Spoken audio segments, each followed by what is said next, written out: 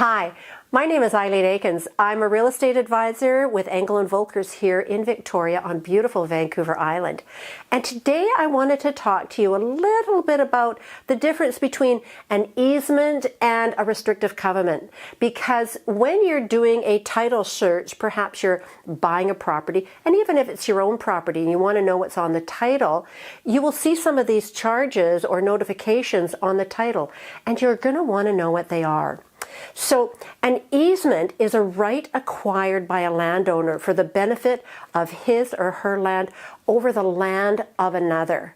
So that means, for example, I think the best way to talk about that one is, for example, on a panhandle lot. You've got two lots, one in front and one in back, and the owner of the property in front allows an easement for a driveway to get to the back of the panhandle. See what I mean?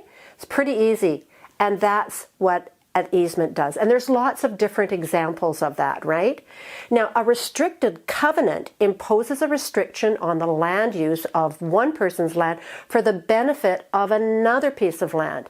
And in a restrictive covenant, you actually have two parties involved. You have the servient party and the dominant party. I always get a little confused on this one because it seems to me that they should be reversed, but the dominant holder of the restrictive covenant is actually the one who benefits, and the servient one is the one who grants the benefit. And how that might work is, for example, you own a really large tract of land and you've got incredible views and you want to sell off a portion of the land in front of you, but you don't want the view to be wrecked. So you put a covenant on the land that says that the building in front of you can only be so high so that you'll always be over to see on top of it. Do you see what I mean?